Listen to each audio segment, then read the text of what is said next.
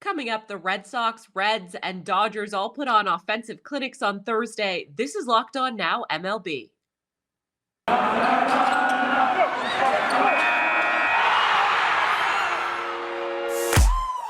The biggest games, the best performances, expert analysis. You are Locked On Now.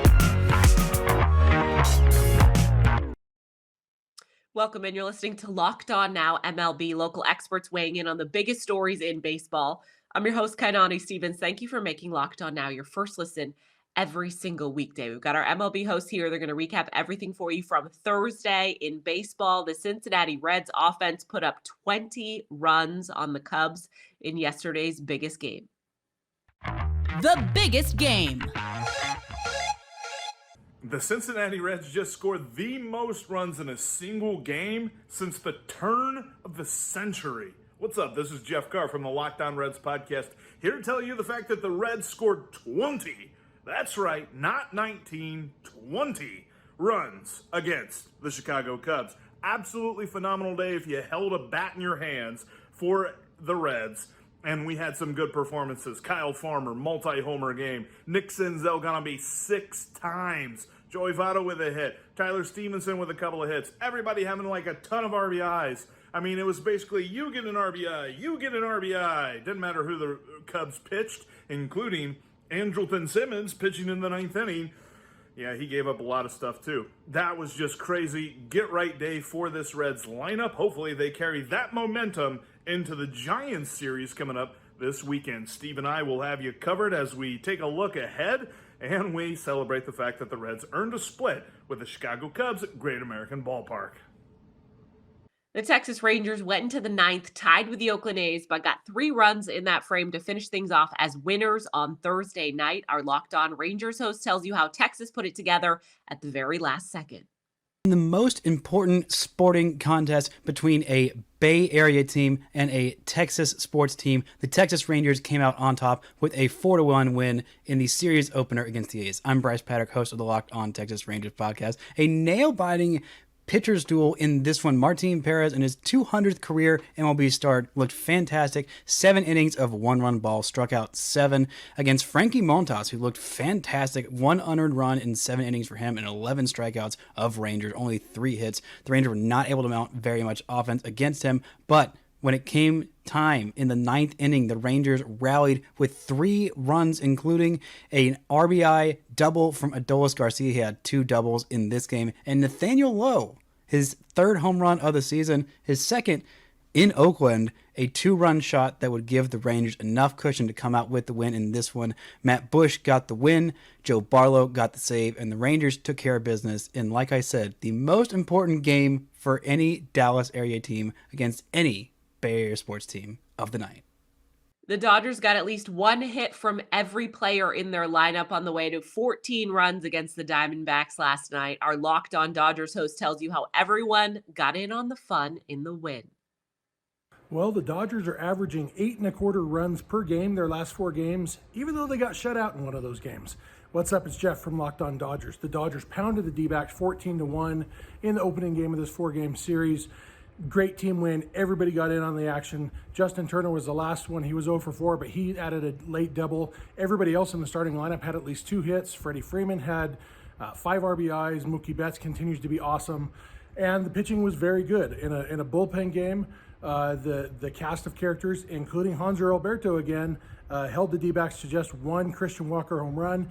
And let's face it, a Christian Walker home run is mandatory in the Dodgers D-backs game. So 1 is the fewest runs you're allowed to give up to the D-backs if you're the Dodgers, and that's what they did. So hopefully they saved a little bit of this pounding to put on Madison Bumgarner tomorrow. But thank you for checking out Locked On Dodgers every day. Vince is going to be with you tomorrow morning to talk all about this game. It was a fun one. He'll have a lot of fun talking about it. We appreciate you listening, and we look forward to talking to you every weekday morning. Make us your first listen.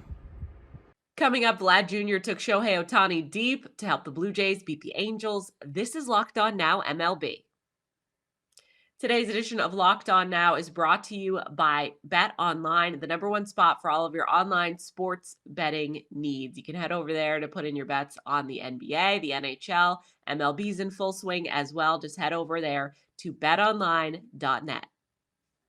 Welcome back to Locked On Now MLB. I'm Kainani Stevens. Thank you for making Locked On Now your first listen every single weekday. The Cardinals fell just short of beating the division rival Brewers as we continue our look around the league. Let's go around the league. The Cards tried to mount a comeback against the Brewers in the ninth, but one of the best closers in baseball was able to finish the job for Milwaukee. Our Locked On Cardinals host gives you everything you need to know from another loss for St. Louis. St. Louis Cardinals' comeback effort falls just a bit short tonight against the Milwaukee Brewers as they fall 4-3 in Game 1 of a 4-game set from Busch Stadium. I'm Lucas Smith, host of the Locked On Cardinals podcast. The Cardinal offense did make Josh Hader look human a little bit, registering a leadoff single as well as a one-out walk, but they were unable to get any runners home after getting 2 on with 1 out with Albert Pujols and Juan Yepez both popping out in their respective at-bats. The offense did strand 11 runners tonight, which is not a good number to be at, but in the end, the Cardinals did put up a fight and found a way to make the game interesting, which is something this offense was not able to do for a large portion of the season. We're seeing them more and more put together good at-bats and find ways to come back in games and make it interesting at the bare minimum. Pitching side tonight, Wainwright was not sharp. Andre Palante was solid. So while it was a dramatic, entertaining game, and it's a tough loss for the Cardinals to take, at the end of the day, you just have to move on and try and find a way to win. You have to look at it trying to win the next 2 out of the next 3 games. That's how you got to look at it in a 4-game set after losing Game 1. I'm breaking it down on the post-game episode of Locked On Cardinals and talking about it more throughout the rest of this week, so be sure to tune in on your podcasting platform or on YouTube.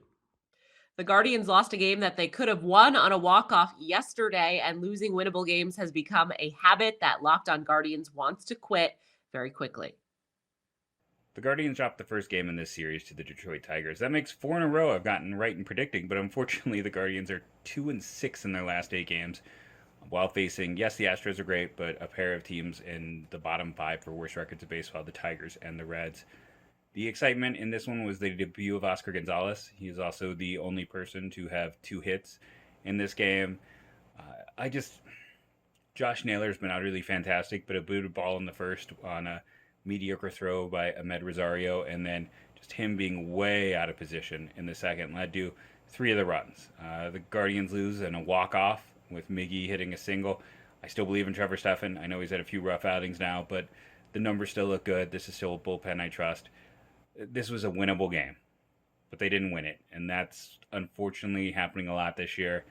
And when you're a mediocre to below team, you don't win those types of games. And unfortunately, this looks like they have the 16th overall pick this year. This looks like another year of being kind of like not bad enough to be a bottom 10, but not good enough to be a top 10. I think we're kind of mired in mediocrity for the Cleveland Guardians. And let's be honest, right now, outside of Jose Ramirez, mired in mediocrity could pretty much just be the name on the shirt for the Cleveland Guardians.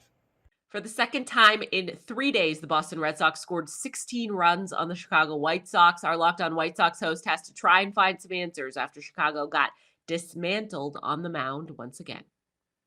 For the second time in 3 nights, the Chicago White Sox were completely embarrassed by the Boston Red Sox.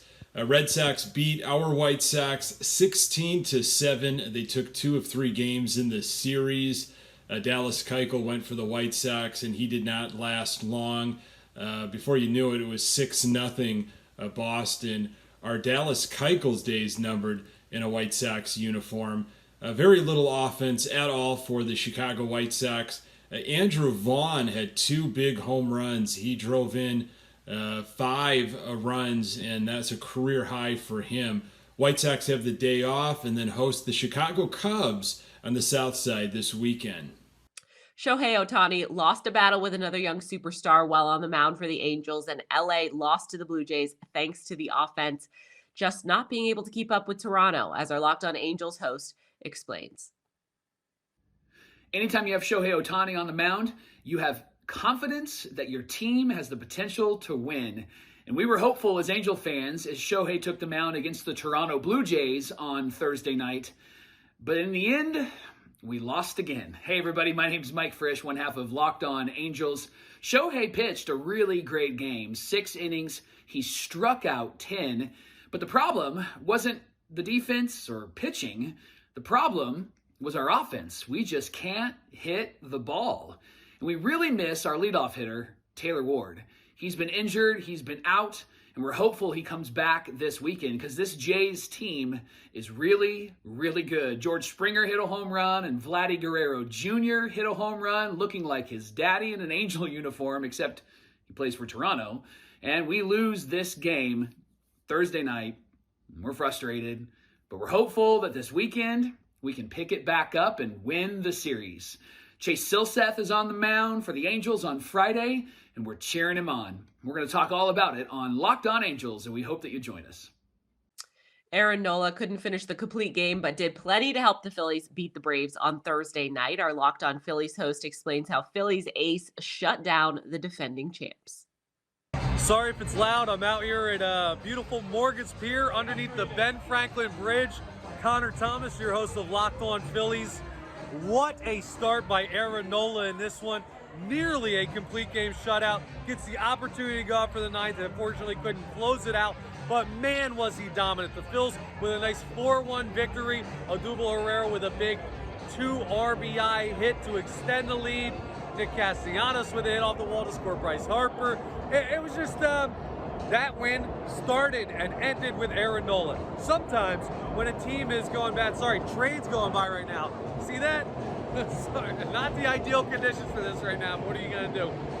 Sometimes when your team is on a skid, you just need a great starting pitcher to come out and stop the slide. Aaron Nola's had trouble with it in the past, but tonight he was exactly what the doctor ordered. The Phils, well, they split with the Atlanta Braves, and now we are on to New York for a very important weekend series with the Mets. A weak start from German Marquez had him off the mound, and the Rockies out of it early against the Nationals. Locked On Rockies is starting to get concerned with the poor pitching outings as of late. Rock on Rockies fans, Paul Holden here from the Locked On Rockies podcast. Well, I have literally nothing to say. The Rockies once again lose. German Marquez once again can't not miss bats. Speechless, honestly, at this, folks. The Rockies have to break this bad spell. I know this happens for a lot of teams, but this is getting worse and worse and worse. These are teams the Rockies should be beating. This was a pitcher the Rockies should have crushed. However, they fall. They can't. Lots of runs late. They gets away from them. Sloppy defense. It's a sinking ship, folks. We'll be breaking it all down right here on Locked On Rockies. The Yankees won, and Nestor Cortes continued to solidify his spot as the top starter on the roster for New York. Our Locked On Yankees host has been ready to declare Cortes the definitive ace for the Pinstripes officially. This is Stacey Gotsoulias of Locked On Yankees, and the Yankees beat the Rays 7-2 in Tropicana Field. Nestor Cortes Jr., the Yankees ace. We can say this now, right? We don't need to joke about this anymore because he's legitimately their ace. The only person in the American League that you could make an argument for starting over him in the All-Star game at this point is Justin Verlander. And that's pretty good company for Nestor Cortes Jr. to have. He has a 1.70 ERA on the season. He threw 8 innings, 1 run ball. That 1 run didn't happen until the 9th inning. 4 hits, 1 walk, 5 strikeouts. He's amazing. And he was dialing it up to 94.